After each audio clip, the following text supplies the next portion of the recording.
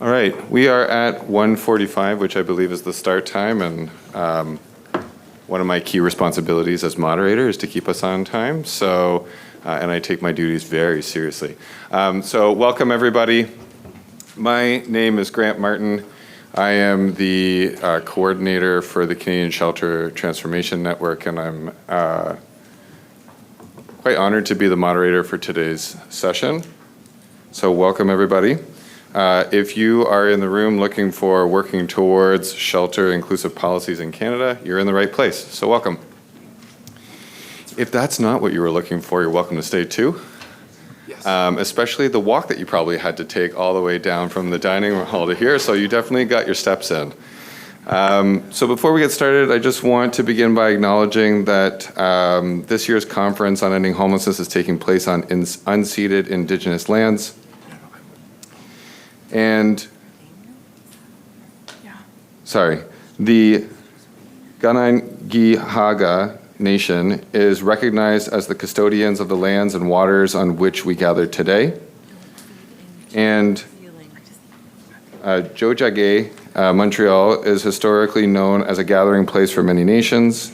Today it is home to a diverse population of Indigenous and other peoples. We respect the continued connections with the past, present, and future, and our ongoing relationships with Indigenous and other peoples from coast to coast to coast. Okay.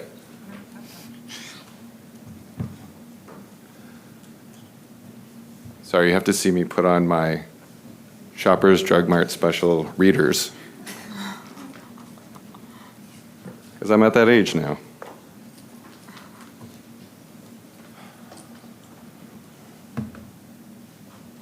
So I wanted to start with introducing our speakers.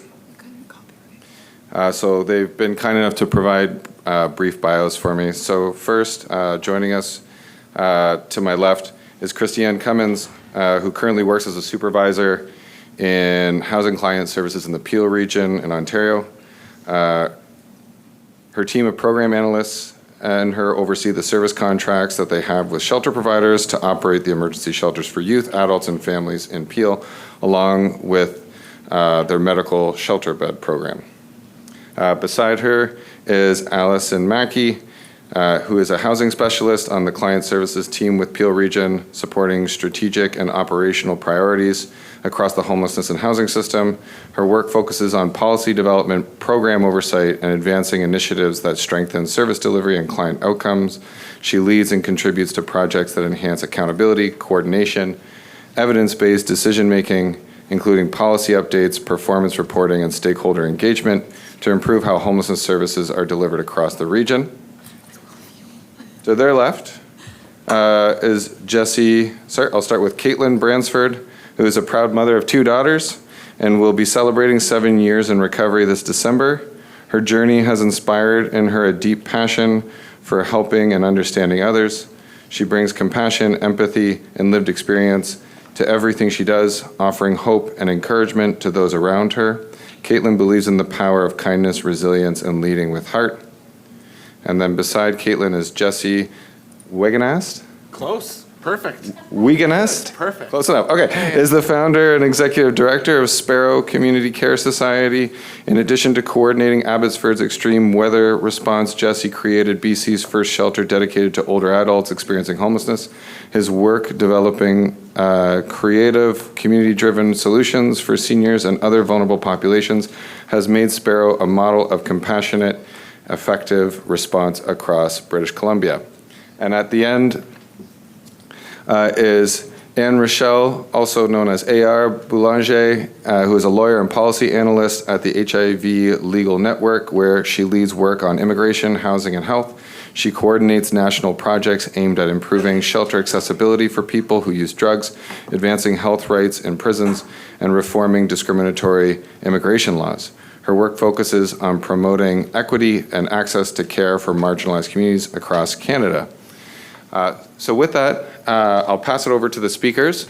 When we were trying to decide the order today, we thought that the way that it showed up in the program was perfect because it starts with pets in shelters, and who doesn't love pets? So we're going to start with our team from Peel Region. Welcome. That's so true. Oh, are we standing up? We got it? Okay. Use that mic too. You have two mics too.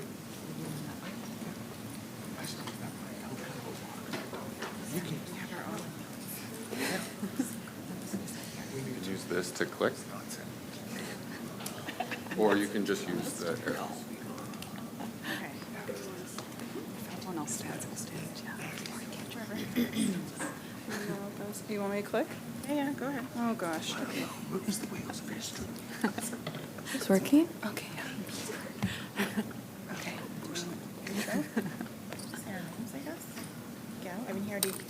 I mean, we had a lovely introduction, but hi, everyone. I'm Allison. I'm Christiane Commons. Nice to meet you all. So yeah, we'll just jump right into our presentation.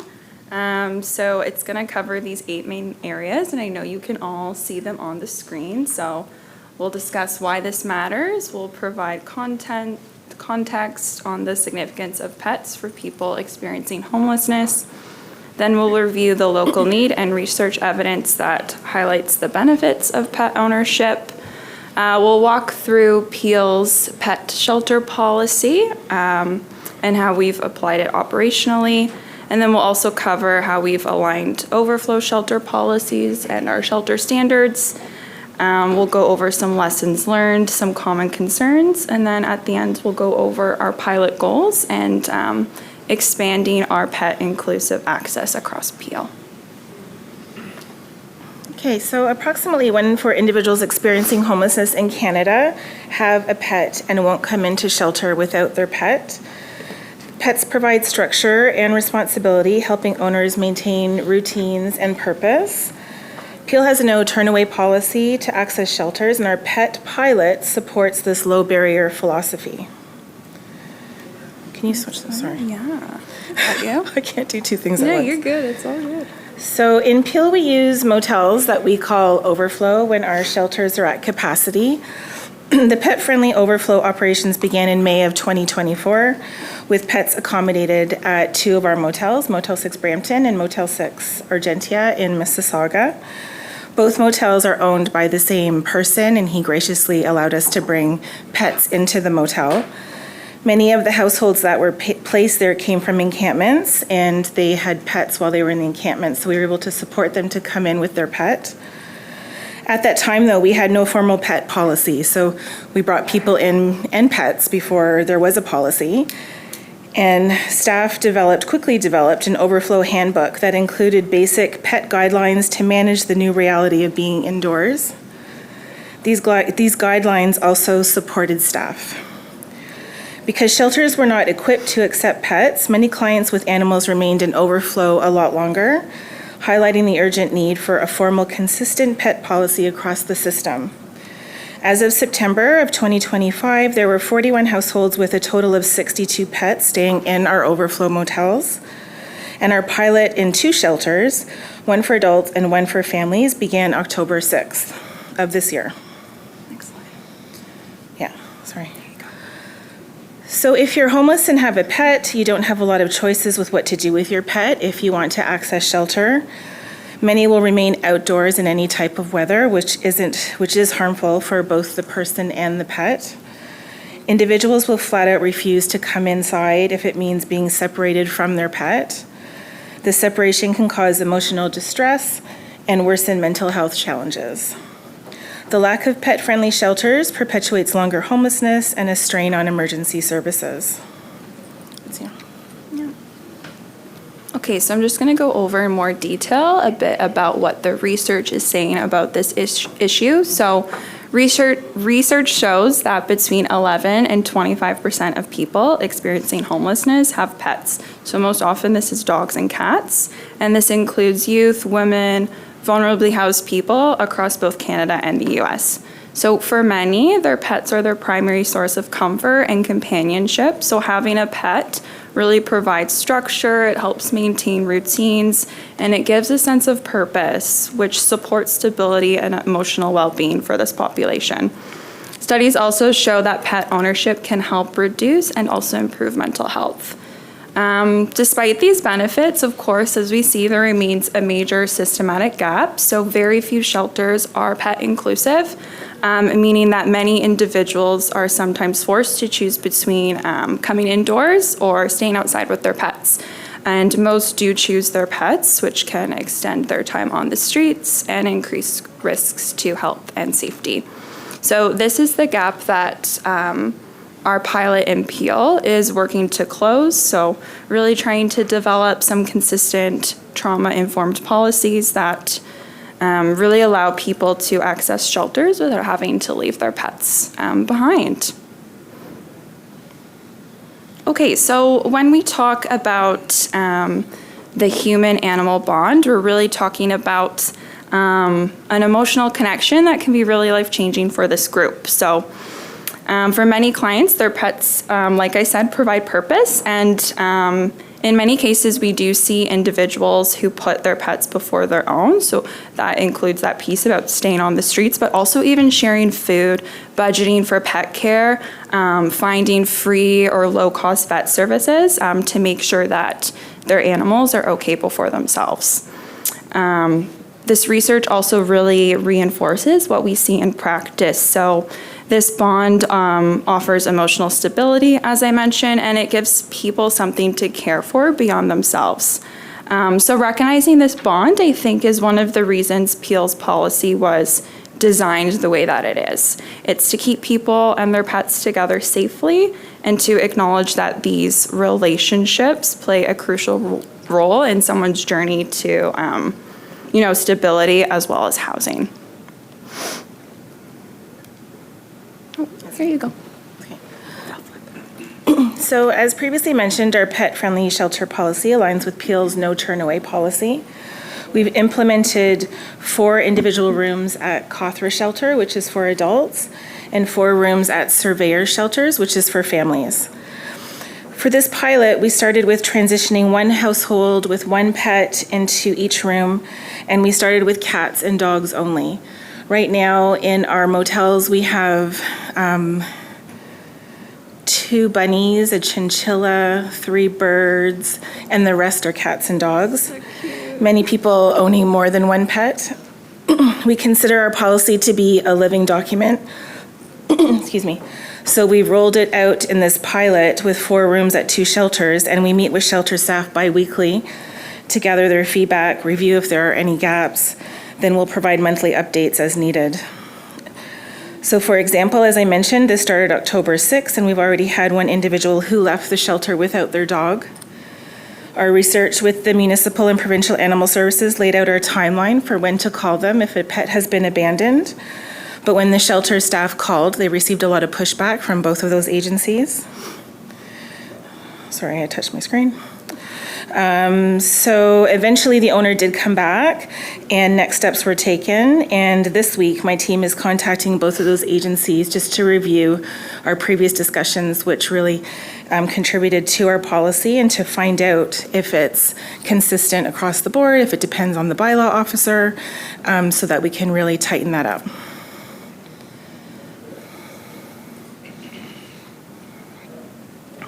On the right screen. So we work really closely with Brampton Animal Services to establish, we worked very closely with them to establish our pet standards of care and what vaccination documents or local licensing would be required. We had a little bit of a hard time connecting with local veterinarians. Many of them didn't want to provide reduced costs or sliding scale for their efforts. Eventually, we connected with a vet who does make house calls, and he'll split his fee with whoever needs it in the shelter. And he has offered a deep discount for vaccinations. So I think vaccinations are usually over $100, and he's providing them for $33. And the animal hospital that he works at has given a discount in case any of the pets do need to go into the hospital. So far, the 8 households that have transitioned to shelter have provided their up-to-date vaccination documents and have had their pet vaccinated according to our policy. So when an individual with a pet enters the shelter, I'm like so hot and nervous. I'm really sorry. I did this in my bed last night and it went great. I wish you were all there. Maybe not, but you know.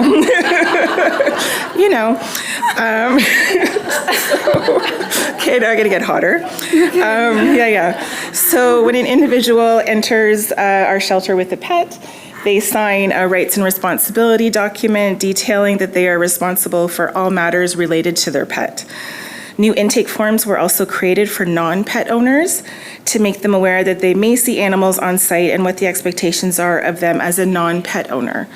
For example, another incident since we've started this in the shelter, last week there was a non-pet owner who was outside with the pet owner at the shelter, and the pet owner wasn't paying attention to his dog. He picked up a cigarette butt and was chewing on it, and the non-pet owner reached into his mouth to remove it and got bit. Not deeply, but a nip. So the skin was grazed and the person was fine. Protocol was followed, and both pet owner and non-pet owner had the policy reviewed with them again. We've implemented a progressive warning system, so individuals will receive 3 warnings before being discharged with supports to shelter elsewhere. Each warning is reviewed and support is provided to each person so that they understand the policy, why they received a warning, and what can be done to support them and their pet. At intake, there is a pet package that is provided for both pet owners and non-pet owners, detailing their roles and as responsible pet owners and as individuals in the shelter. They must sign these documents to acknowledge their understanding and commitment to following the policy. Shelter staff are not responsible for direct pet care, but do monitor animal welfare and safety. We received, like I mentioned, a lot of support from Brampton Animal Services, and they had a training that they provided to their animal bylaw individuals, and they kind of zhuzhed it up a bit for our shelter staff. So we were able to do 3 in-person sessions and then do it virtually for anybody who missed that. As you know, in the shelter, they work 24/7, so the different hours of the shifts, we wanted to make sure that as many people as possible could attend, along with our security guards who are hired from a different contract. Safety protocols were created for the protection of residents, animals, and staff. For example, a leash and a muzzle in common areas, a dog bite protocol, and general cleanliness guides.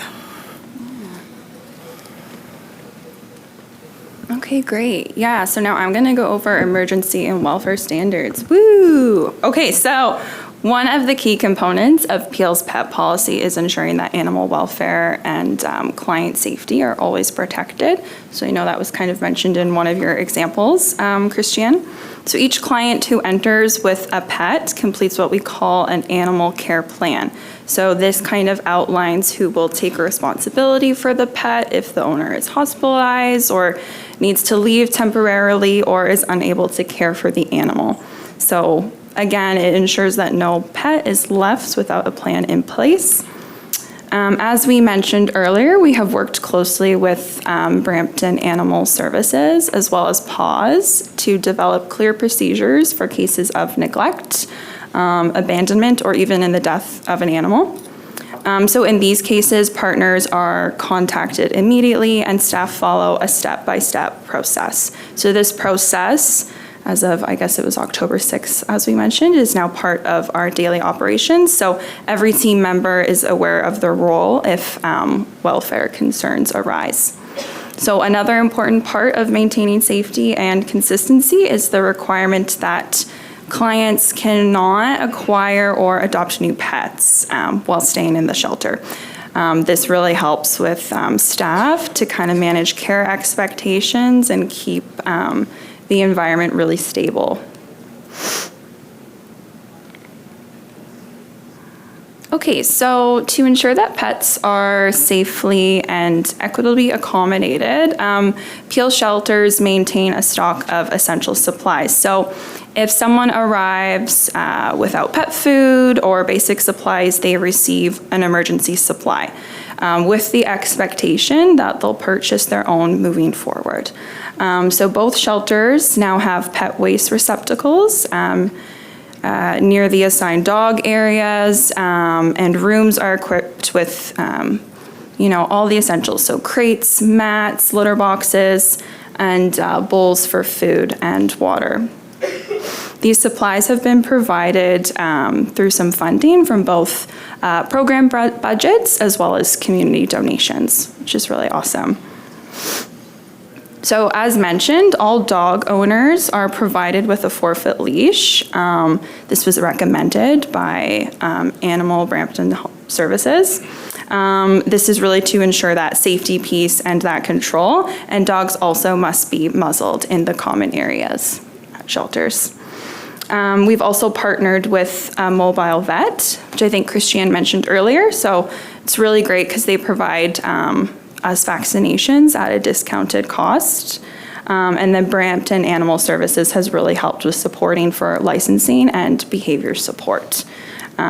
So these partnerships have been, I think, really a crucial piece because they help kind of reduce the strain on our shelter staff while also promoting responsible pet ownership for our clients as well.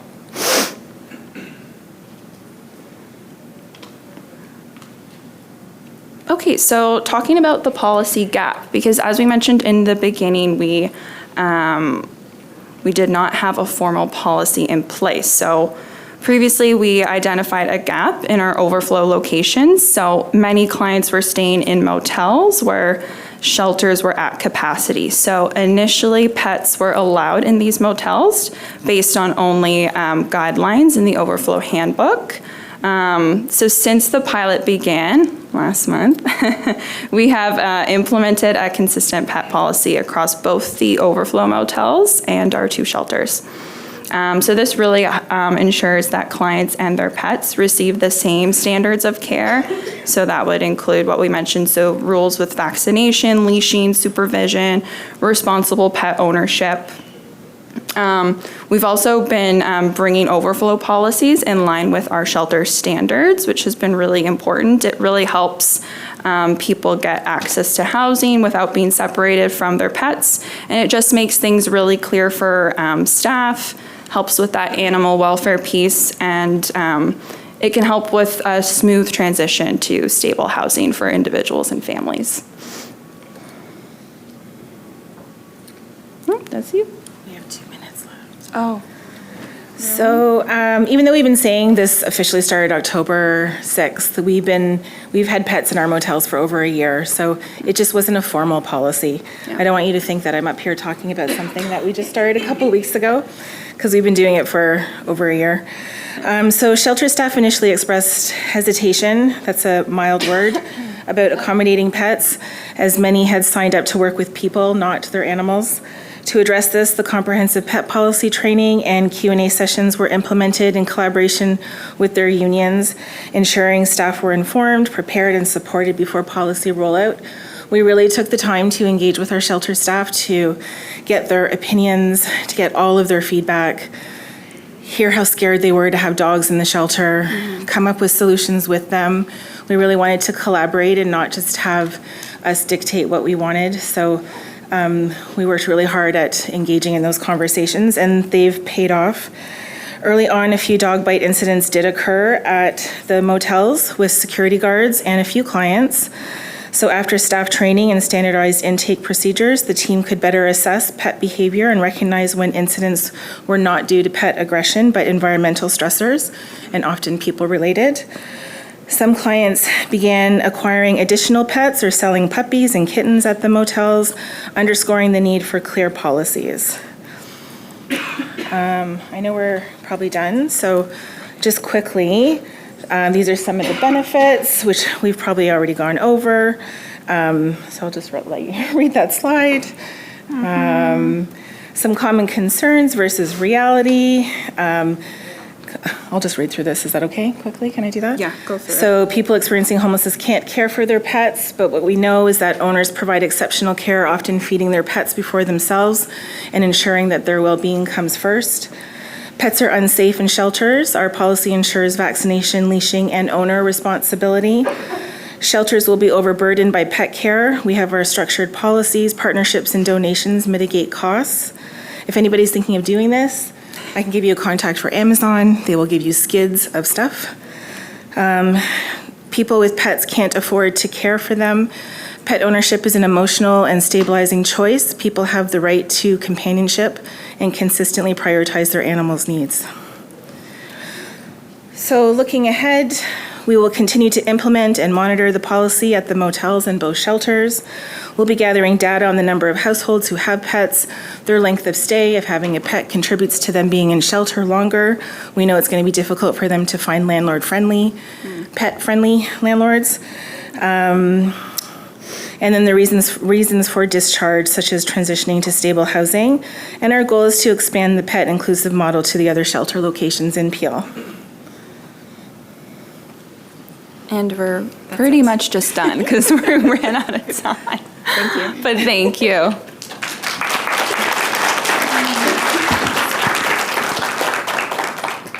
Sometimes I hate being the moderator.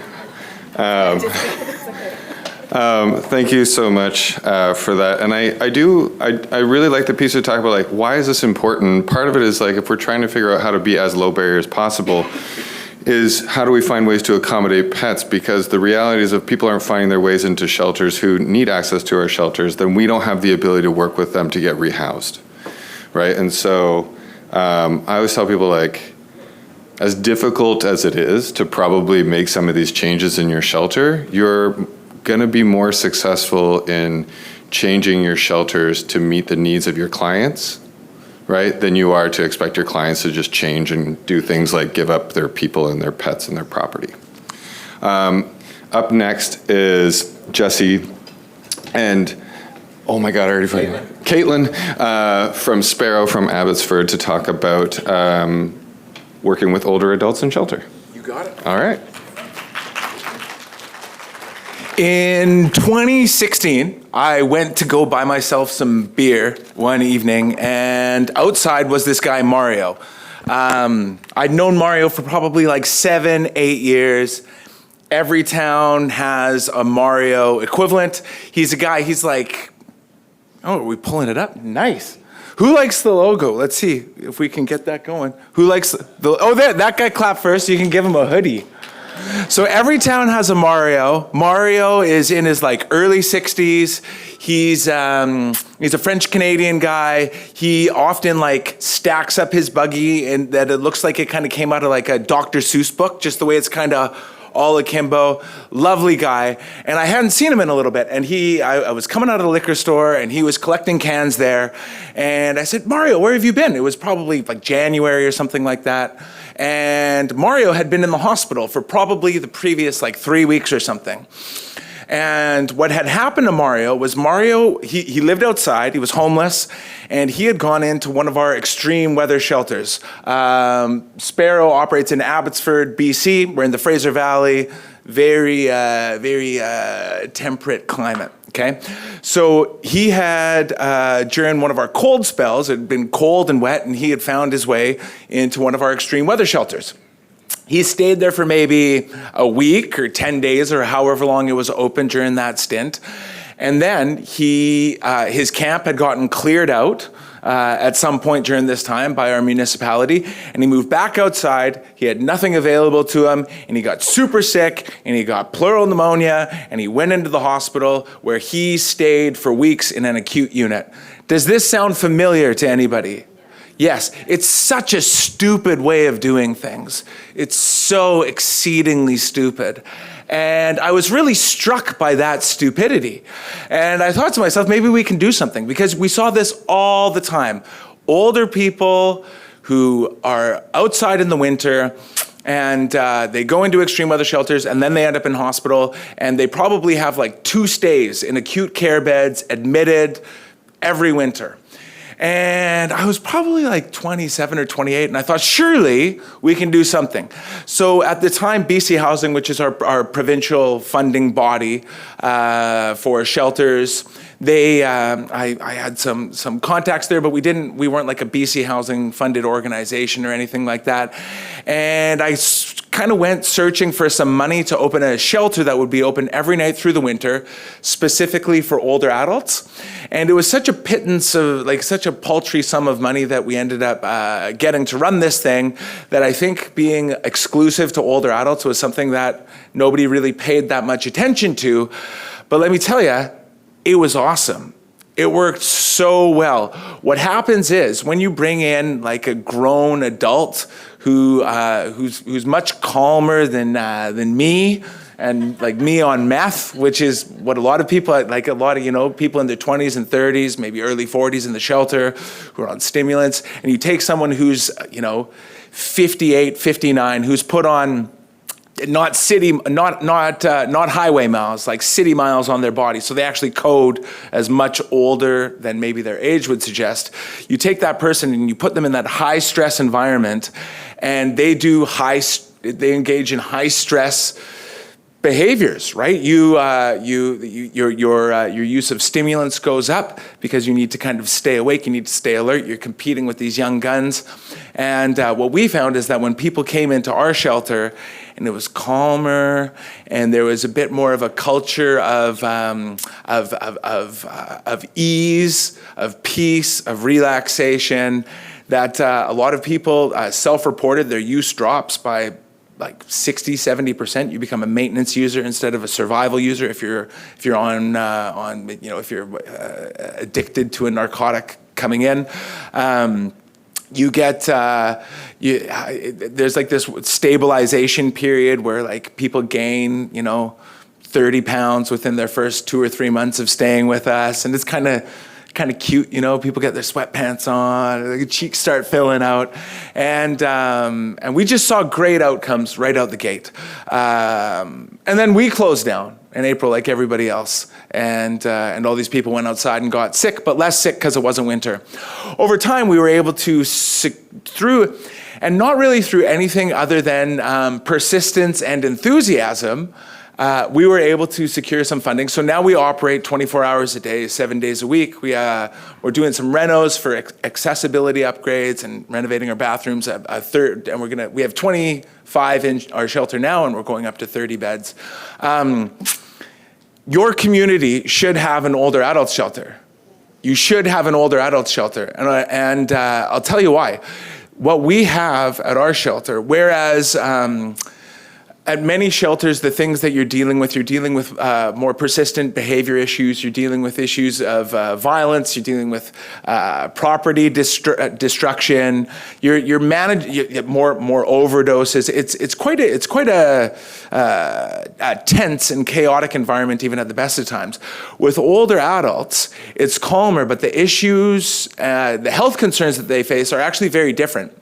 So you can manage certain chronic conditions mostly pretty well through your 40s and maybe into your 50s, but by the time you hit your 60s, your unhealed workplace injury or your early stages of congestive heart failure or your completely unmanaged type 2 diabetes, the symptoms of these things start kind of coming up to the surface and making themselves more known. So we have a very positive relationship with our regional hospital. Our program manager is on a first name basis with all the frontline staff at the CAST clinic and at the cancer center and at the cardiac care unit. And we're really, really, really proud of what we've done out there. I am going to make a bold statement. I think that with Caitlin over here and with the team, I think it's the best shelter in the country, or at very least, it's the one that you would want to stay at. I'm serious. It's so good. It's so good.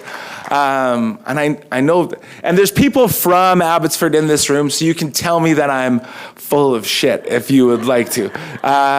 Here, let's look at some pictures maybe. What do we got? Do I got a clicker here? We have a pet. That was just for you guys. So that's actually a really cute thing. There was a guy who was staying at our shelter, and then his good friend was like dying, and he spent a lot of time with her when she was dying, and she had these 2 cats. Did I get that right, Caitlin? Is that what happened? Okay, yeah. So she had these 2 cats, Chaos and Gizmo. That's Chaos.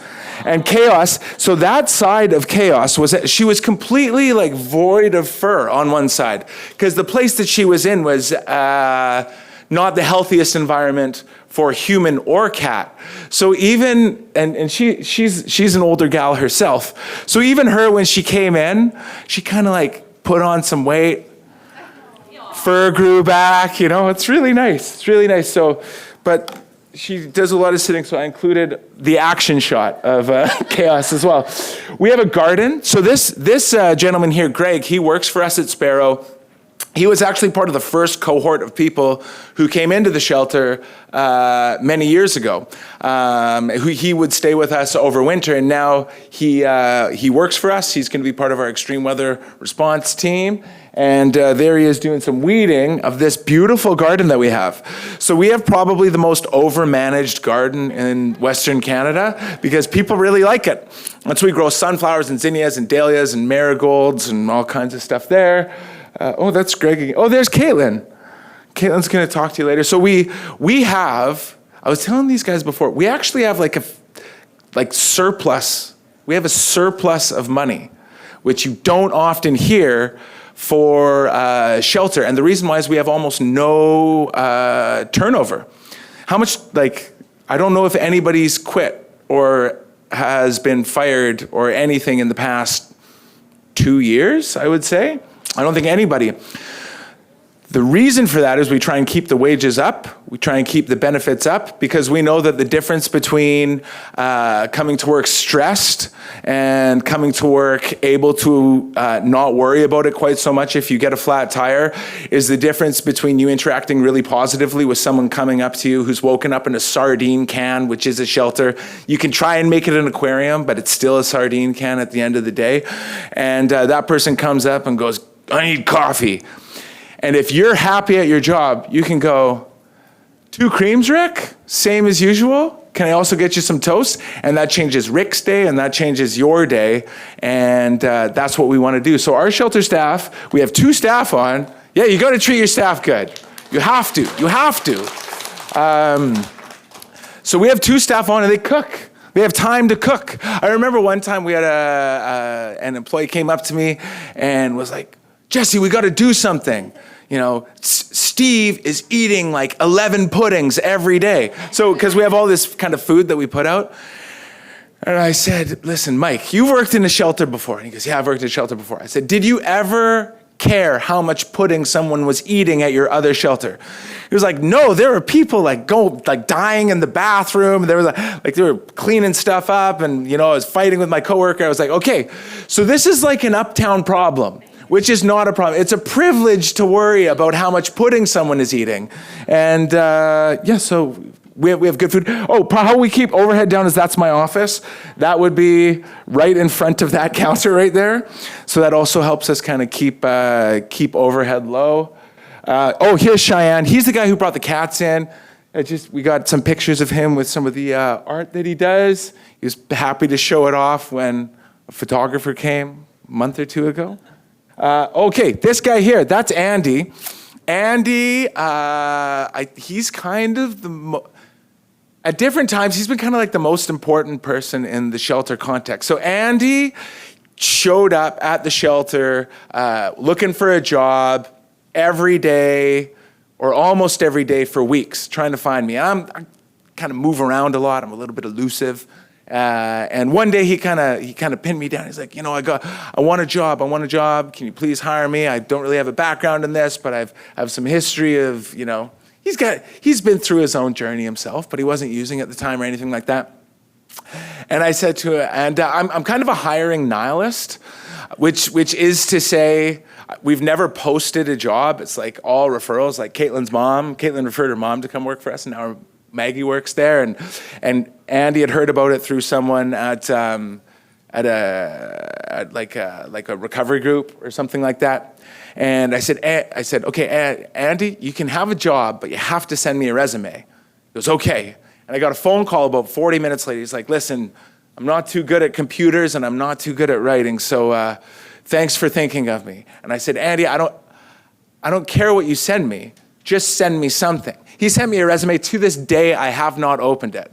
But he made that first overture to make the effort, and then he came in and started working there. And Andy, he's stuck with us through some highs and lows. And we've stuck with him through some highs and lows. And there have been times in his life when he hasn't been able to work there. And then he comes back, and he's just he's great, and he's super photogenic, which is actually why the picture's in there. His hat there. He saved, and he went on a trip to Thailand after working for us for a year, and he hadn't left the country, I think, in his entire life, and he was able to save some money and go, which is awesome. I don't know if we have more pictures, but I want to invite my colleague, Caitlin, up. Yeah, let's clap for Caitlin. So, Caitlin, do you have something you want to say, or do you want me to ask you questions? Okay, what sets your workplace apart from other workplaces? I would say the main thing is it's a 55-plus shelter, housing only older adult shelters, obviously. It's very homey and calm, and it's like a real community. And before I left for the trip, I asked a few of the guests what they thought stood out differently than the other shelters. And one of the guys was like, it's like the Ritz. He's like, this place is the best shelter I've ever stayed at. And then that really stood out for me because it means that we're doing something right and that they feel cared about and respected. And that just really stuck with me, to know that we're doing a good job. Can you tell us a little bit about how a culture is created at our shelter? I would feel it all comes down to the diversity of the staff. Our staff, the age ranges from 60-year-olds to 20-year-olds, coming from all walks of life, like me, in lived experience of homelessness. We all bring something different to the table, and that helps us connect with each and every individual on their own journey. That's what I really think. The staff, it all comes down to the staff. I agree. Can you give us some type of positive outcome that you've seen from maybe a current or former shelter resident? We recently housed a gentleman that had dementia, and he stayed with us for about almost a year. And our manager, she worked very, very hard and ended up getting him into his own housing eventually, with pulling a bunch of strings, and that's. Nice. We're right at the end of our time, but that's actually. Thanks, Caitlin. Let's clap for Caitlin. Thank you, Caitlin. So that's actually a great example of what this place can be. So we had a gentleman who came to us. Like, he went very quickly from the early stages of dementia to full-blown dementia.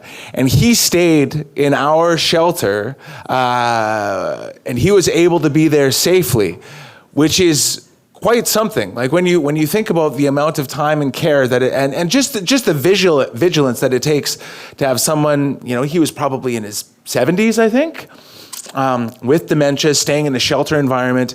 He wasn't financially or physically abused in any way.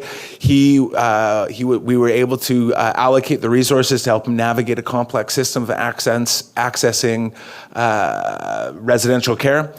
That's pretty cool. That's like really great. So again, I think, and I really think that this is going to happen one way or another. And I think that us chatting about this right now can maybe be the start. So the next community over from ours in Chilliwack, I don't know if I have any friends from Ruth and Naomi's in the room right now, but they actually opened the second older adult shelter in the province. I don't think there's that many across the country, but I think that it's such an obviously good idea that I think each of you at your organizations can bring it back, and you will be able to create something similar, and we would be happy to answer any questions you have, because it's awesome. And thank you for listening.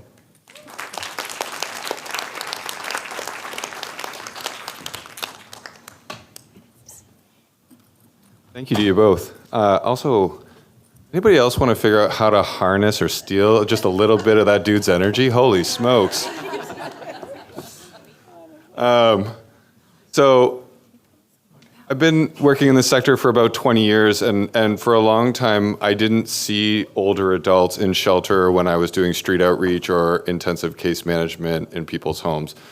And part of that, there's lots of reasons why I didn't, and the sad part was that a lot of folks died unnecessarily due to chronic homelessness before they ever reached the age of being an older adult.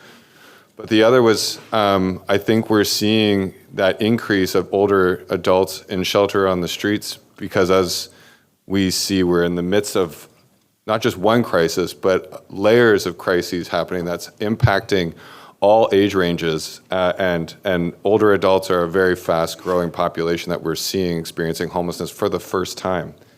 So it becomes increasingly important for us to think about the unique needs of older adults in shelter that are different from potentially some of the younger folks who are experiencing homelessness. And I know that through my own work, I've started to learn some of that I didn't learn earlier on because I didn't have any older adult clients. So it became like a lot of new learning for me as a worker, working with a different population that I'd never worked with before. So I think that we can learn a lot from your shelter. So thank you for opening the door to being able to ask questions and learn from your experience. So now joining us will be AR, who is going to be talking about Shelter Right, a blueprint for inclusive shelters in Canada. So let's welcome AR to the front.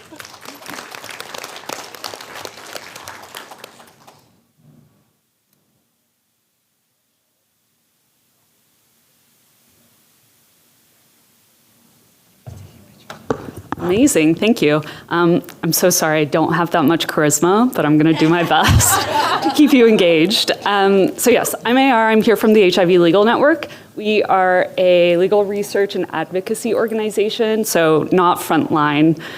So a bit of a different perspective that I'm bringing here. Yeah, we're gonna be talking about Shelter Right, which is a report we just produced. It's on the app, I think, if you go to the materials, if you wanna take a look. And I really want to engage you folks because a lot of my work is just about learning from you and then sharing that message more broadly. So I'm going to try to engage you as we go along. Okay, so this is what we're going to touch on today. First, we're going to talk about the right to shelter. What does the law actually say? What does the law actually oblige the government to do when it comes to housing and shelter? Next, we're going to look at system failures. Oh, sorry. And third, we're going to look at some promising practices. So let's just dive in. This is our report. This came about in 2024. We spoke to low barrier shelters across Canada, frontline staff, directors, peers, to understand what inclusion looked like on the ground for them. We also scanned provincial and territorial shelter policies to understand what the governments were doing in terms of increasing accessibility for shelters in their jurisdictions. The takeaway, as you'll learn, is, and as you probably know, the shelter system is deeply uneven. Some shelters, some jurisdictions are taking very important steps to improve accessibility, but many are working in the opposite direction, increasing restrictions. And people who use drugs are often some of the first to be impacted. So, oh yeah, I wanted to ask you all, take a quick poll before jumping in. How many of you would say your shelter systems have clear standards around inclusion and harm reduction? Okay, that's pretty good actually. I'm probably preaching to the choir here, but we'll keep going. So the right to shelter. There's no right to shelter per se. It's more of a consequence of the right to housing. So in international human rights law and conventions that Canada has signed, there is a right to adequate housing. That means housing that is, oh, sorry, I lost track. Oh yes, sorry. Housing that is secure, habitable, appropriate, and accessible, and it's a right that has to be achieved without discrimination. UN bodies have repeatedly said that drug use cannot be a reason for barring someone from housing. Homelessness is in and of itself a violation of that right. So the fact that we have homelessness means that our government is not achieving that right. And as a result, it has a duty to ensure that folks have access to shelter.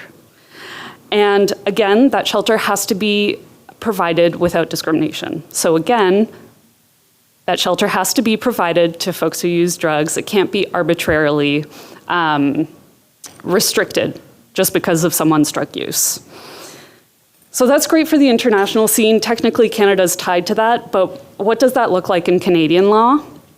So in 2019, our government adopted the National Housing Strategy Act, which is great. For the first time in Canadian law, we have the right to adequate housing from international human rights law brought into Canadian law.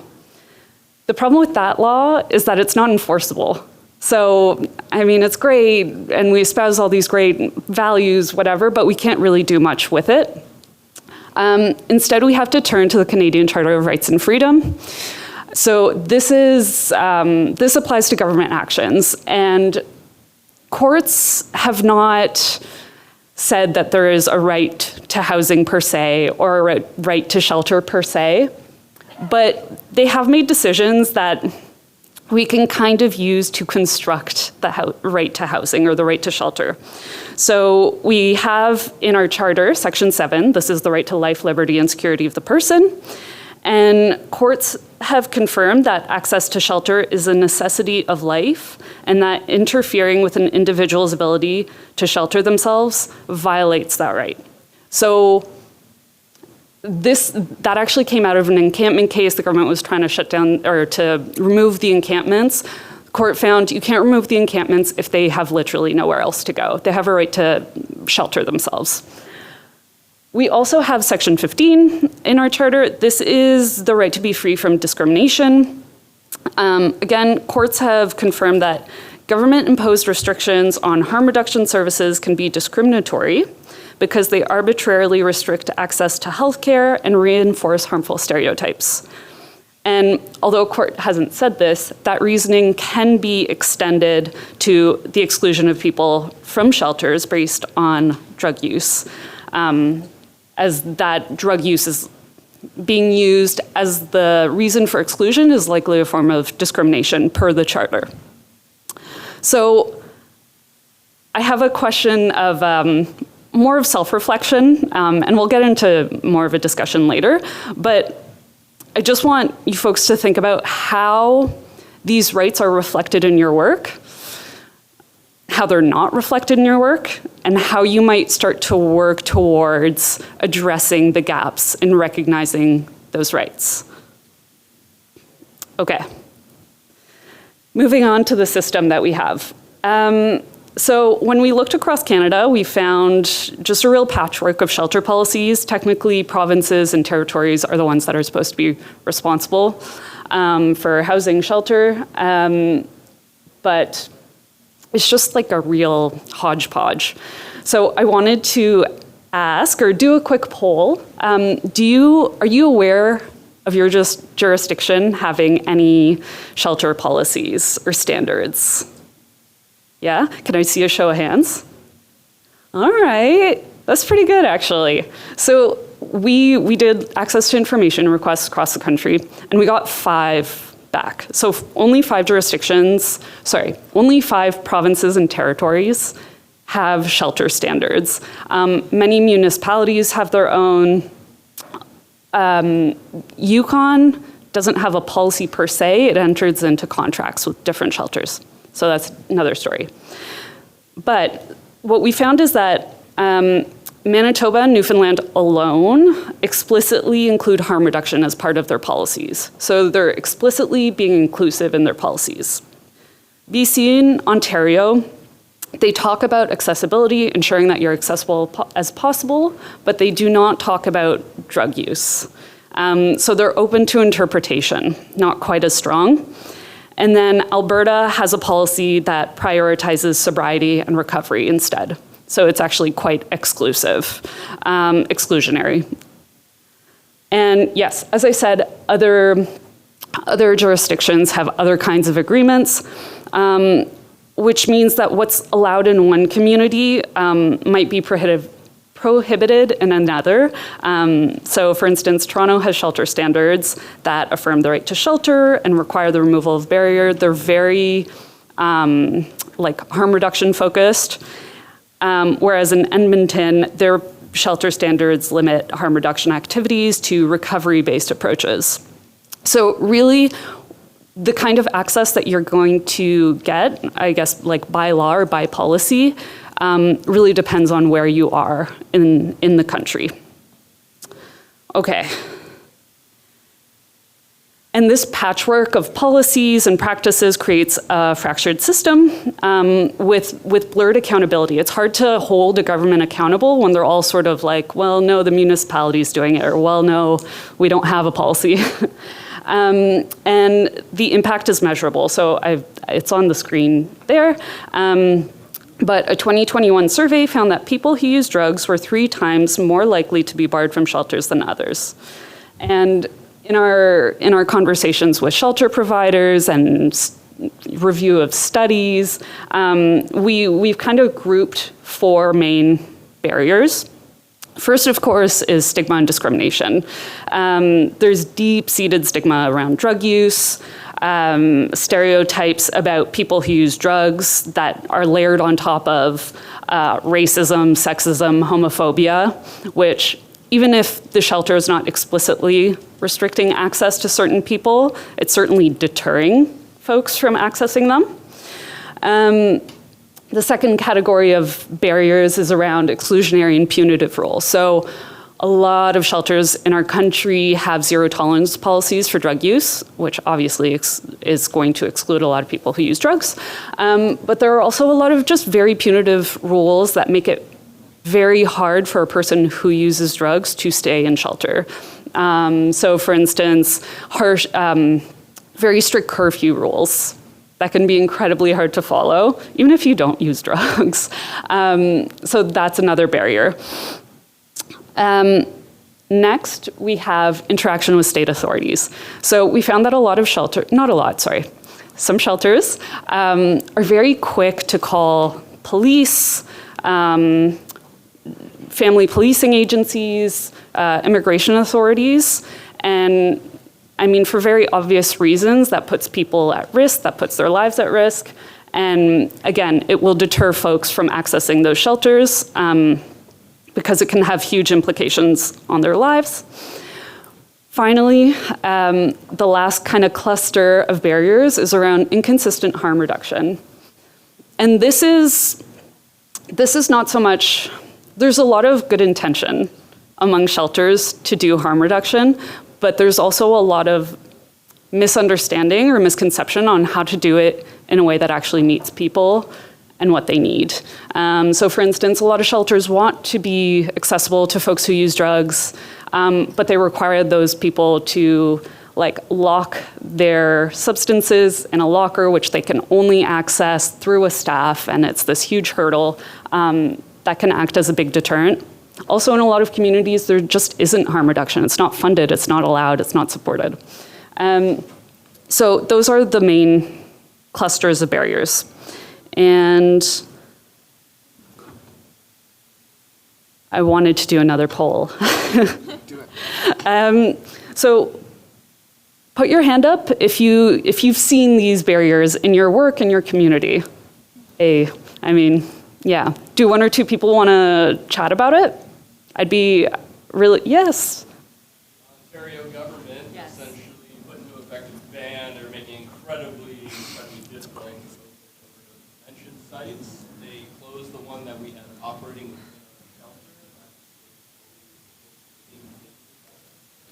And now what we see is more people using out in the community, in the park, right across the street from the school, right across from the daycare. Because for some reason, providing people with a supervised place to inject outside of public view just can't be tolerated. Why give people dignity and respect when we can kick them out in the cold and then go and arrest them and throw them to jail and waste all this taxpayer money. It's a shame on a number of things. Thank you.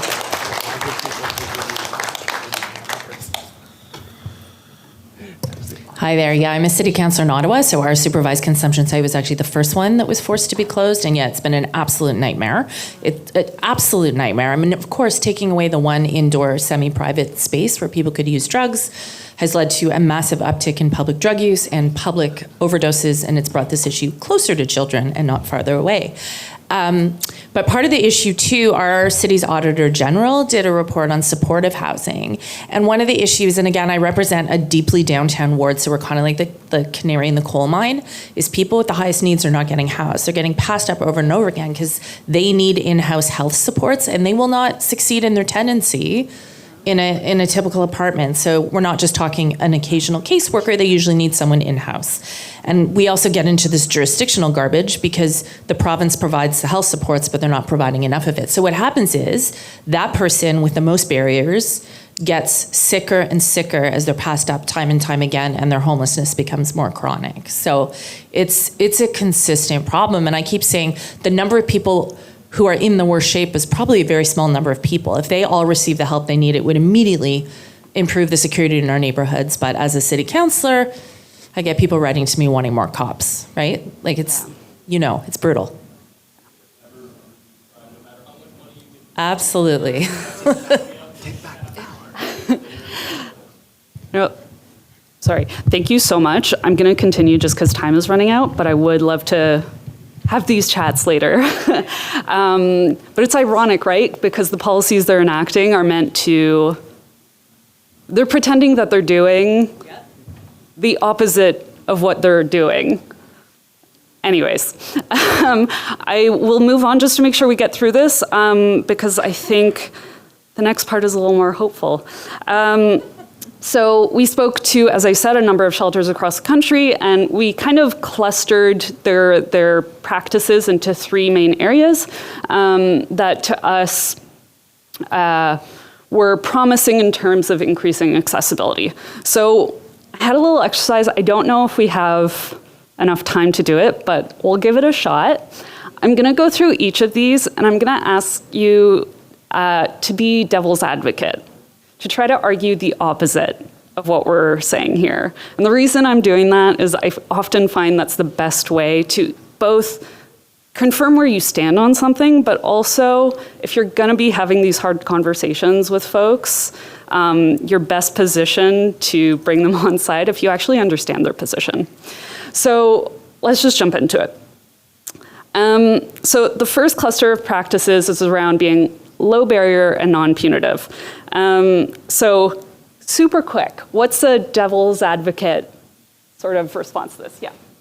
Shelters are understaffed, and staff are not trained, staff will quit, and they don't have the adequate support that they need in order to support people who may be accessing their services while on it. Yeah. Hear that? Yeah. What about people who want to stay sober? Yeah. Oh. That a lot. Sorry, I'm going to repeat people's comments into the microphone just so that our translator can hear, and it goes into the recording as well. So what about people who want to stay sober? What about staffing levels?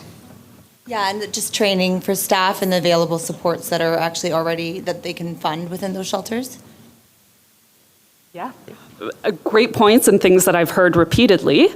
So I actually thought this was going to go another way. My devil's advocate's points were, well, safety will suffer if we have drugs in our shelters, or zero tolerance keeps us all safe, and to the abstinence point, what if someone wants to be abstinent? So how do we respond to this constructively? Well, I think one of the things that I like to focus on, or we try to focus on, is on the behavior, not the drug use. The drug use is not inherently bad. It's not inherently dangerous, it's the behavior. And all staff should be trained to address potentially dangerous behavior, regardless of the drug use. What else? And another part of this approach is about engaging folks who are in your shelter into creating the expectations for everyone to live in shelter. If everyone has a say in how they want to live, you have a better chance of creating a safe environment for all. On the abstinence point, I know I'm going over time. Sorry. I had this great conversation with an ED of a shelter in Ontario, and she was talking about that point, like, what about folks who want to be abstinent? And her response was, well, we can't pretend that shelters are these like fairy dreamlands that are perfect for everyone. The best we can do is teach people or prepare people to be out in the real world where they will face those triggers. And I think that's something I often come back to. Like, we don't have to create this like perfect, pure environment. We can be responsive to people's needs.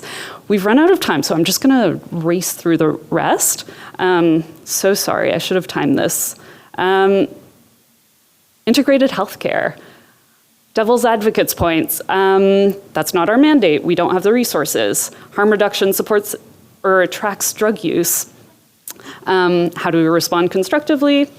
Well, it might not be your formal mandate, but you have an opportunity to provide crucial life-saving supports.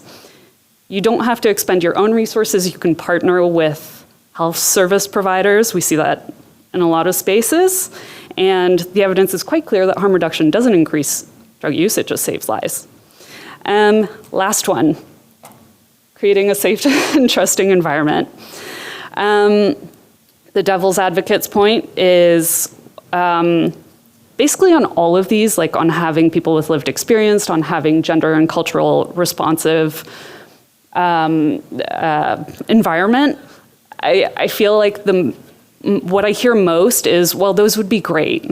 It's kind of like it's a luxury, it's not a necessity. And for me, my response to that is that it all goes back to like the big concern around safety and around people feeling safe in their environment.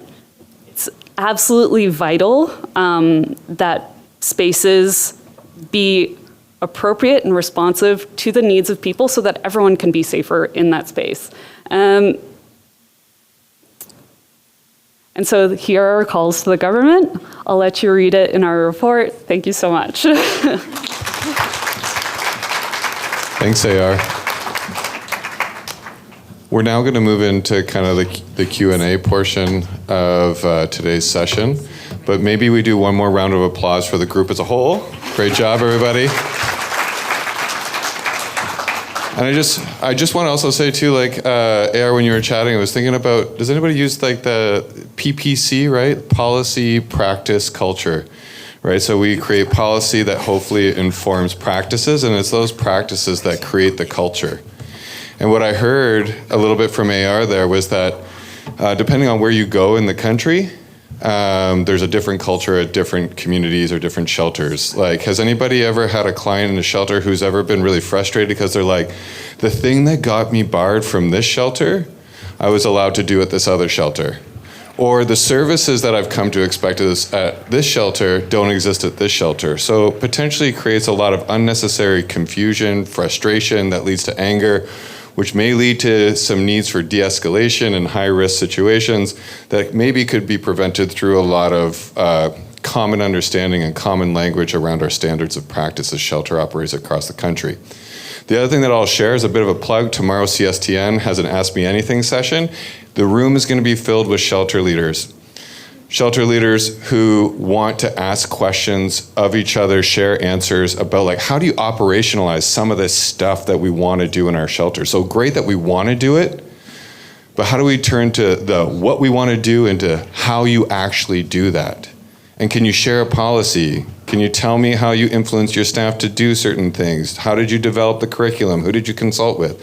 Big and small, from pets to older adults to how do you work with folks who are actively using drugs in your shelter and still keep staff safe when they're complaining about safety? All those things. So come up for that tomorrow if you want to get into those operational pieces. Whew. All right, questions from the audience. I'll start at the front right here. Thank you very much.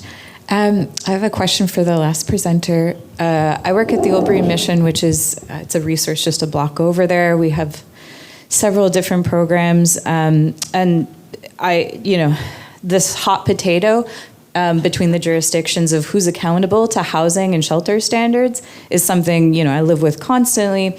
But one question I have relative to it is that where's the accountability towards the service providers as private entities? Because to explain a little bit more, we work a lot with the municipality, and I can only imagine how the conversation would go if the municipality was like, here are the impositions we're going to put on you, and we'd be like, yeah, you and what army? You depend on us, without the government paying for actual resources and consistently downloading their responsibility onto us as service providers. How on earth would you impose shelter standards? Like, again, you and what army? So I guess from a legal framework, how do you see maybe that playing out in a way that wouldn't end up in that conversation?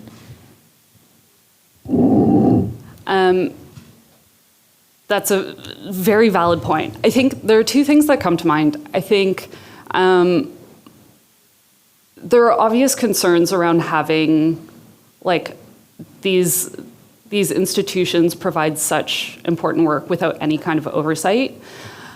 We do have, from a legal perspective, we do have our human rights codes in every single jurisdiction that I have made the argument, can use to argue against discrimination based on disability, which is interpreted in law to include drug use. So there are ways to do so. I fundamentally think that we need an overarching sort of standard to which we can hold everyone accountable. But in the absence of that, we do have other tools. And sorry, I should have explained, our human rights code apply to private actors who are providing services, as opposed to the charter that I was saying earlier, that's government. Does that kind of, yeah, okay. Thank you to all three groups. Loved hearing all the presentations. This is for the second group. I love your program. I have a lot of questions about it. How long can folks stay there? Is there a time limit they can stay? Do you have an idea of how long the average person stays? And then other thing you guys talked about, the health implications of the unmet needs of older adults, and that you have a relationship with the hospital. Do you guys have any health workers on site specifically? People can stay indefinitely. It's purposeless to kick people out. I don't know if anyone else across the country is experiencing this, but there's almost no rental vacancy, and the rental vacancies that there are unaffordable on disability or indeed whatever the OAS, GIS, CPP suite. We are about 45 minutes east of Vancouver, and for a one-bedroom apartment, it's $12.25 a month or something like that. So people can't afford it. So people can stay indefinitely. A lot of our turnover comes from getting into supportive housing, which is scarce but improving in Abbotsford, where we are.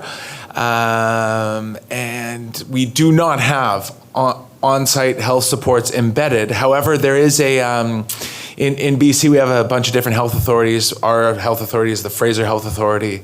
Fraser Health Authority has created a team for homelessness response. Actually, I can say in 20 years of working in this sector, it's the single highest impact thing that we've seen. I used to have friends whose limbs would almost literally be rotting off their bodies, and now you don't see that. So that's big improvement. And so they'll sometimes come in and provide foot care, but they don't do much on kind of the management end. We do that ourselves.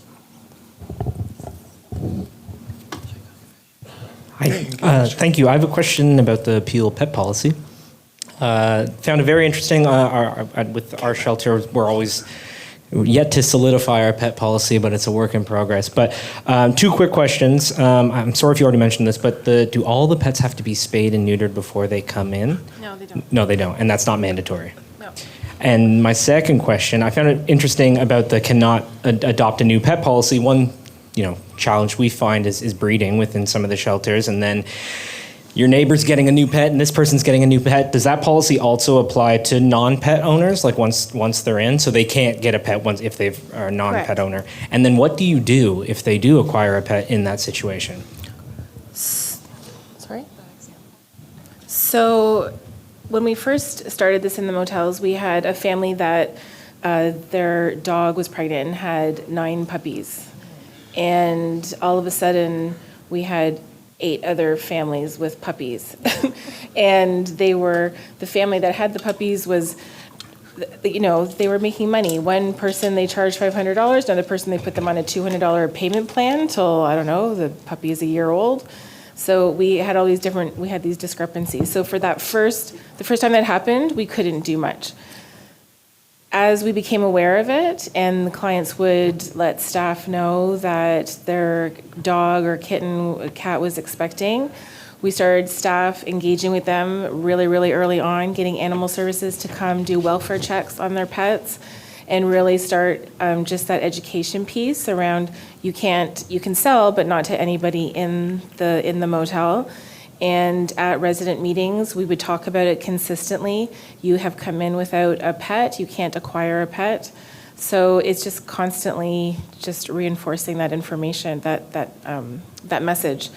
In one of our hotels, we don't have staff there 24/7. We're starting to extend the hours, and that's the location where we have the most families that have acquired new pets. So we've learned by trial and error that you just really need to work on that messaging. So we've done that at our second motel, and we've reduced the number of people acquiring pets. And as soon as somebody does get one, they have that conversation, and then we start talking about surrendering the pet as soon as possible, giving it back, finding a family member, something like that, and we've been successful with those conversations. Yeah. Bonjour, je vais m'exprimer en français. Yeah? Okay. So thank you everybody for your presentation. I have some questions for the first program for animals. I'm sorry, my English is so not good. So I have some pratico-pratic questions.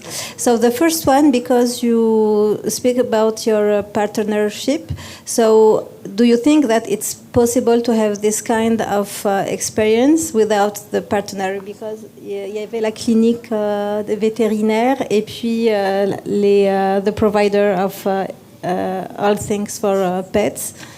This is my first question. So without having a veterinarian? Is that what you mean? Without? No. So our initial rollout, this was my goal to roll out last year. We rolled it out October of this year because of the length of time it took to get a veterinarian on board, find out who we can get donations from. Okay. We followed all the regular routes. You find things online, Farley's Foundation, PetSmart. We sent emails. My team was calling. Nothing was happening. So we kept pushing our date. We started the conversation with our shelter providers really early on, but then we kept pushing the date. And then we just looked at, well, what can we do right now as this other stuff is not solving itself. So we could work with the training, we could work on creating the documentation, we could work on all that. And then I remembered a vet that I had used in my home when we had a sick animal, and this was before COVID, so I was like, I don't even know if he's still working. So we tried giving him a call, and he is still working, and he works at an animal hospital. So he didn't remember me at all, so there was no, he wasn't doing me any favors. I haven't even spoken to him. Someone on my team called. But he's still doing house calls. So once he heard what we were doing, he was able to then adjust his pricing and really be helpful. But yeah, I remember August 2nd was our first date, and then it got bumped to September, and then I went to my manager, and I'm like, it's going to be October, because we really wanted to have as much of it in place as possible to be fair to the staff who are going to be supporting us in the shelters. So I took that on as the supervisor. I'll take the delay. I would rather have it rolled out right than not right. Okay, the second question, thank you very much. The second question is regarding you say that you have like training for the behavior of animals, which was offered for all the employee. And did the participant were included to have this training? Because I don't think that everybody is has used to be with animals. The individuals in the shelter, the clients or the staff? Yeah. So did you include shelter guests and having access to some of that? So they can get that through animal services. So what we did is the messaging that we shared is that if you would like it to know how to be a better pet owner, then we had posters made so they could support it. We had animal service come out for a wellness day. They did that for free. And they saw all of the pets in shelter to get them at the motel to get them vaccinated, and they started to create those relationships with the client, with the guests in shelters, and we're starting to do that again, have maybe quarterly or twice a year, have them come to our facilities just for the individuals. The training itself, though, the behavior training was for the staff. Thank you. No problem. That was great. Okay, there was 2 hands over here that I promised next. Over here. I'm getting my steps in.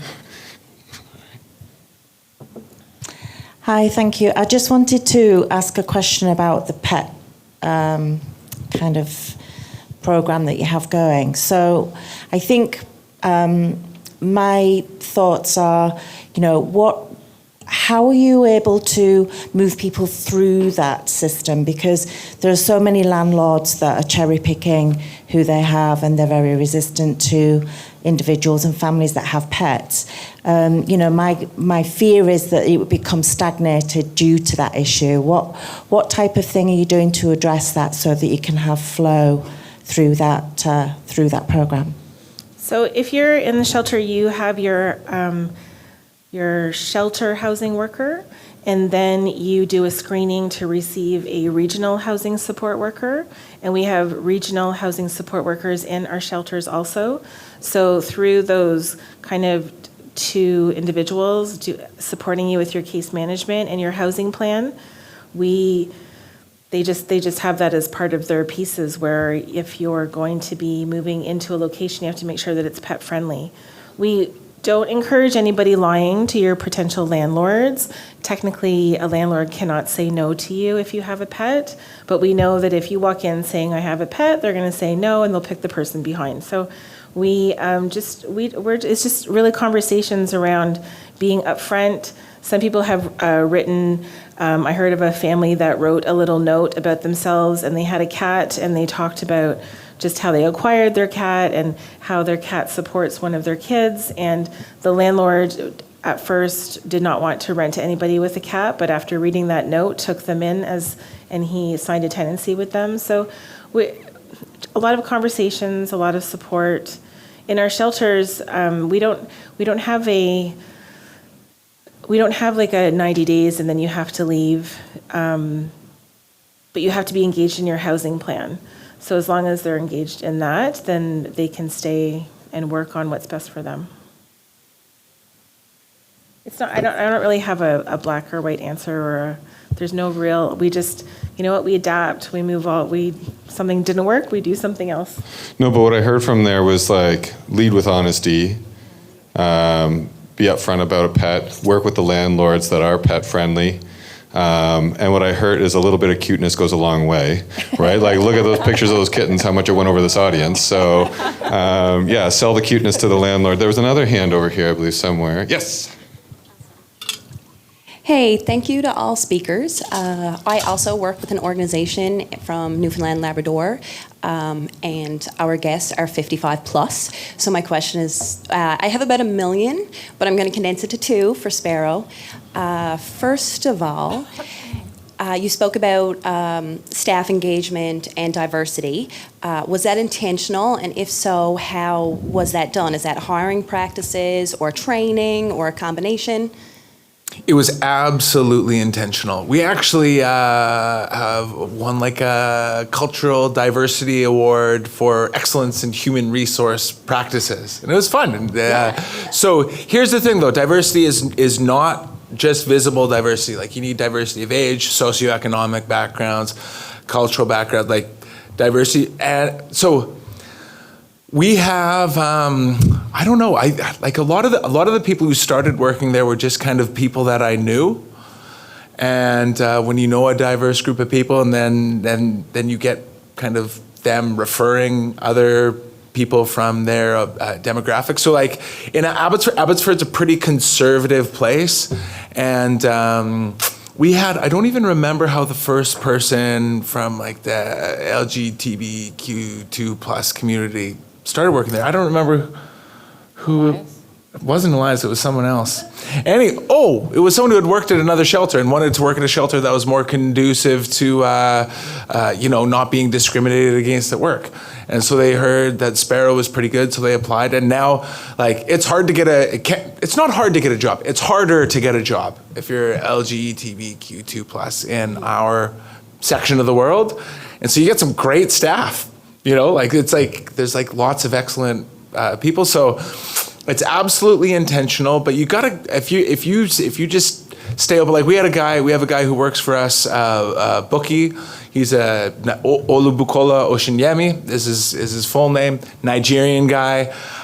He was a new Canadian, and we were down the road from his house, and he wondered what it was, and he came, and he was another person who just came up. They said, talk to Jesse. He came like 5 times, and finally I met him.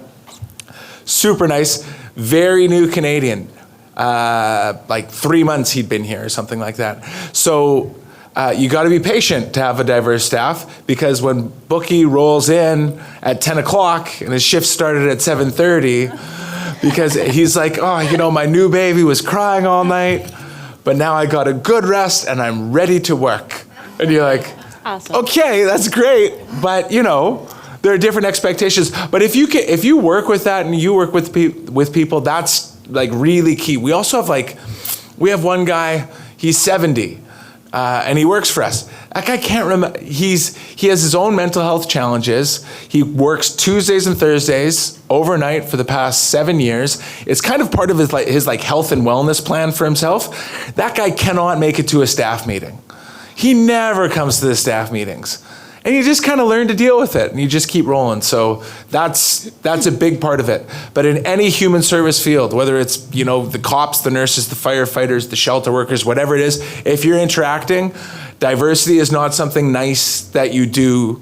It's way better. It's way better. Having a diverse staff is way better, because someone's always going to hate someone else and love someone else. And there's lots of different types of people to connect with. It's not a favor that you do. It's what you have to do in order to be excellent as an employer, in my opinion. Awesome. And secondly, if you don't, sorry. That was it. Yeah. I couldn't really pick which parts, but I did condense it to 2. So second part, you also mentioned about having a surplus.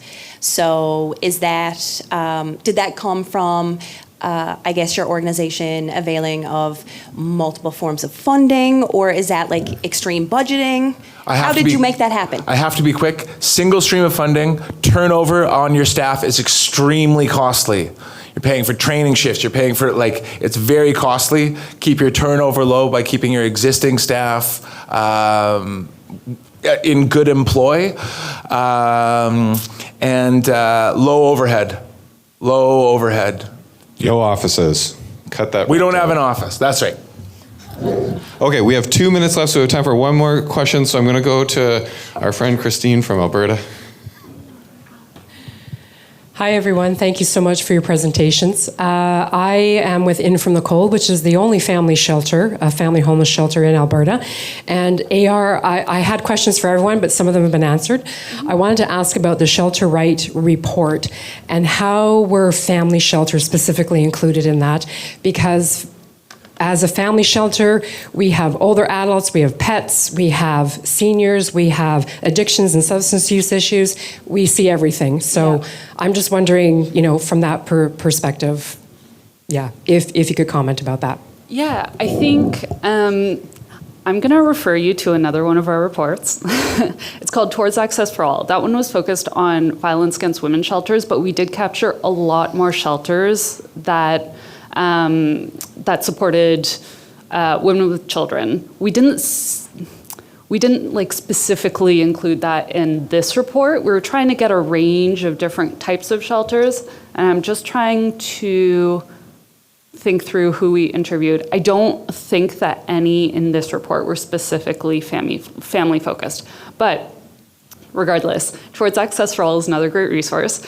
And in that report, we spoke about a lot of the same issues and we reached a lot of the same conclusions. That one woman I was speaking about, the ED of the shelter in Ontario, she runs a family shelter, and they are very open to like drug use, like just come as you are.